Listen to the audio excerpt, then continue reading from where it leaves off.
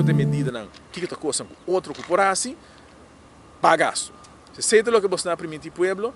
e me te quer tá bom para me switch agora aqui de tema de pinhata de Evelyn Evo Cruz para que cometa papel agora aqui de pinhata de Evelyn Evo Cruz para você amarrar na tudo o que está passando na governação aqui Evelyn Evo Cruz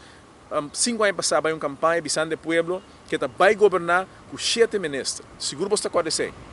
7 ministros e assume que não está disposto para trazer 7 ministros não por trazer com Evelyn Evo Cruz ela ganha bastante tempo ela drenta o governo ela braço ao mar de governo na Bahia na Georgia onde mura dura segundo mais contento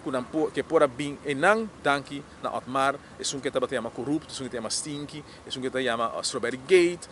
ok la forma pero ela lubida que ela ganha bastante que ela vai com 7 ela vai com 8 agora que não ela forma um governo novo não tem nenhuma pressão de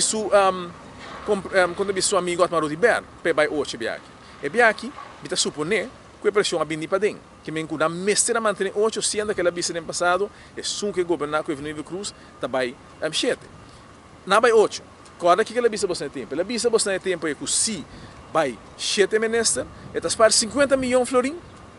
de que quita um ministro o bota bisami botinho corta 62 milhões de florim em asset fee agora que porta menos botinho corta 60 milhões na asset fee bom não por aqui da 5 ministros extra aí então vou cortar 50 milhões não para sobre a pinhata que da batatim ela põe pinhata dá-lhe quebra ela põe sua mambo de gara lo que está aqui infraestrutura sei não sursa que eu tá fazendo não em cada saco ela põe sucrenga de map cinta balde pinhata na coi lo que tem para coi então para trás aqui de 2 para chinang com a despesa aqui da com 3% senhores que men se tá tinha mangal negócio aí 3 mangal menewave raia então com outro nós não tá não ursel ara sai 3 mangal nem que tá incompreendível que bota vai formar uma governação que ainda botin 3 ministros botin toda a carteira de governação e botin algum appendix botin nada de hasi completamente nada de hasi então bota visa nos pueblos que botin que suta com medida sendo que a mesa permite não tá nossa em que coisa que não tá nossa pedido não tá nossa oferecendo essa aqui